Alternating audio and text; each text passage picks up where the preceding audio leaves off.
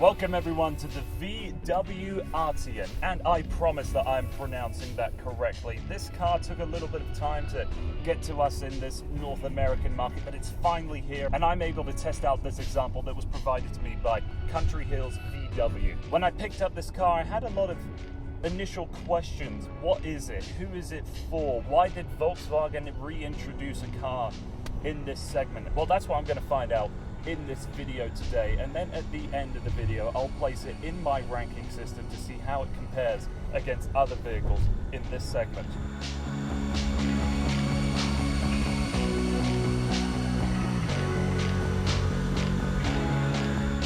The Volkswagen Arteon replaces the now defunct CC. It occupies the same space. It's a similar size to a Passat, similar price point, but it's a style-first vehicle, and the Arteon absolutely nails this. It is a beautiful car. It's the four-door coupe look with the frameless door pillars, the hatchback design, really low slung. There's a lot of things I really like about the design. The way that the LEDs lead into the grille, it almost looks like one seamless piece. There's a huge crease indented inside of the door cards, and quite a few manufacturers seem to be doing this these days, where they have the name spelled out on the boot lid of the car. I imagine it's for increased brand recognition. Yeah, you might see the Volkswagen badge, you know what that is, but to know exactly what that car is, maybe not. So yeah, why not? Keep it going. And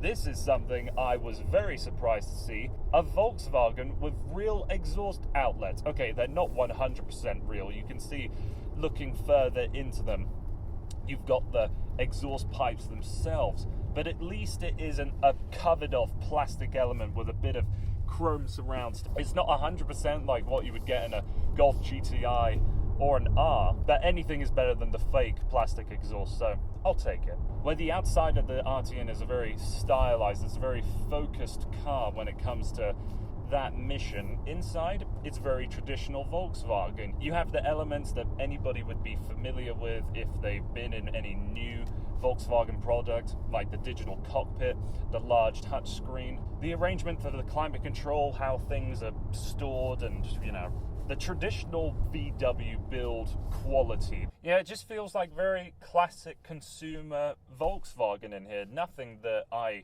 think is worth complaining about, but it's not the most engaging, it's not the most exciting, it's not the most vibrant car.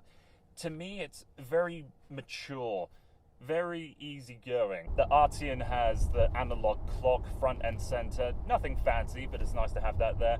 And what looks to be one piece of a front vent system. This piece is solid. It doesn't lead into any venting system, but the design carries through as one continuous element. The Dyne Audio sound system in this car is outrageously good. Now, I wouldn't really call myself an audiophile, but I like my music. This is the one that has taken me by surprise the most. In the standard setting, it is such a bass-heavy system that it was the first time I ever went through the options menu to reduce it.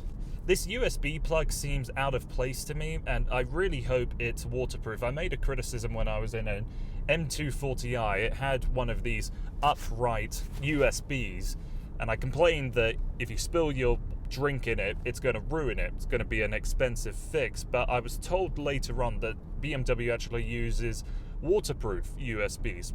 Okay, alright, I'll believe him there. Hopefully Volkswagen does the same thing, but either way, I don't know why it has to be there and they couldn't resort to just putting a second one in the central compartment. If you're someone tall like me, the Arteon might present a couple of issues for you.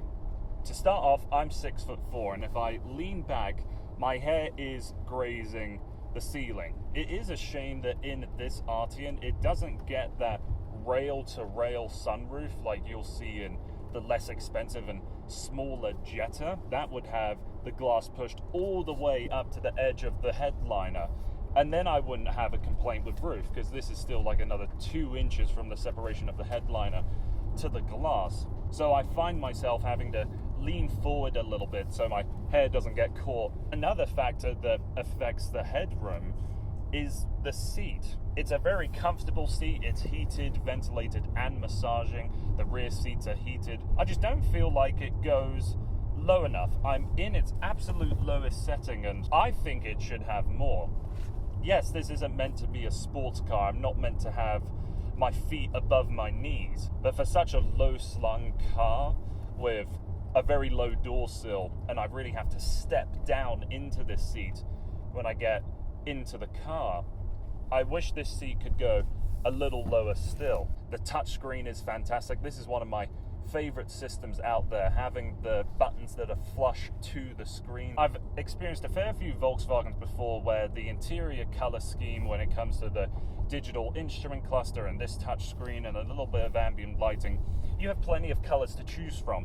But in the Arteon, you have three. You have that gold color, white and blue. Why don't I have options for more? This Arteon isn't the fully loaded version. There's one trim level for Canada and then two additional packages, which I'll talk about in a second. But if you're buying an Arteon in Canada, it's an all-wheel drive car with a 2-litre turbocharged 4-cylinder engine producing 268 horsepower and 258 pound-feet of torque. So with that, you choose the exterior color and the interior color, and you can call it a day.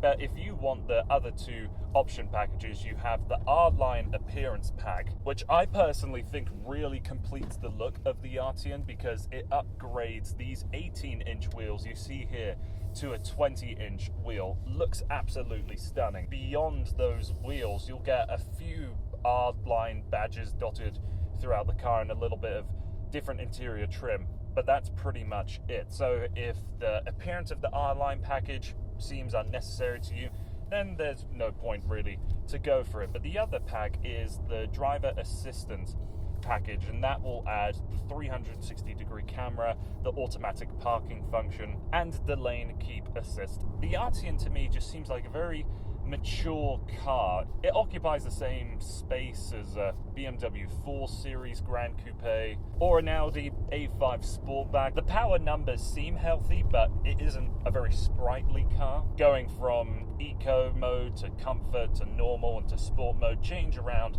exactly what you think they would. The steering gets heavier in sport mode. In eco, the throttle pedal is numbed incredibly. The 8-speed transmission though is fantastic, and you can change the gears manually with the paddles behind the steering wheel or with the shift lever itself. Visibility out front is decent. Rear visibility, I can't really say the same. That thick pillar that's supporting the lift-back design is undoubtedly taking in form over function. For the rear seat comfort, like I said, I have a bit of a headroom issue up front, and that issue is extended back there as well. Sloping roofline, 4-door coupe, you know the drill. It's not going to be as comfortable back there as a Passat, but the rear seats are heated. You have the ability to change around the climate control settings back there. You probably wouldn't be able to sit 3 people abreast just because of how large that center tunnel is, but folding down the third seat, you see there's a ski hatch. The seats can fold down 60-40 to have quite a flat load floor, and of course the benefit of having a hatchback design is that there is a lot more space that can be used if you are carrying much longer items. So when you build a 4-door coupe, you also have to have, I think by law, at least that's what car designers will tell you, is a car with frameless doors. Now this is one thing I was interested to find out with this car. Plenty of vehicles I've experienced with this frameless door design, it really affects the wind noise going down the highway. Wind gets caught up and behind the glass. But I want to say in absolute honesty that there is no wind noise coming off of the glass or around the wing mirrors or the A-pillars. This is an incredibly refined car. So that rounds up all of my thoughts towards the Arteon. It's an easy car to live with and I love looking at it, but for taller individuals such as myself, I think it would be a bit of a challenge to live with day to day. Altering my driving position is quite a write-off for me, but it might not be for you. So that's why I think the Arteon is a car that you need to test drive. It won't light your hair on fire, but it'll definitely make you stand out in the parking lot. So that's been everything from me. Thanks for checking out this video, and many thanks go off to Country Hills VW and the Delari Group that lent this car out to me for a couple days so I could review it. If you want to find out any more information about the Arteon or any of the other vehicles in their lineup, head over to their dealership in the northeast of Calgary. Thanks for watching. Hope to see you again soon.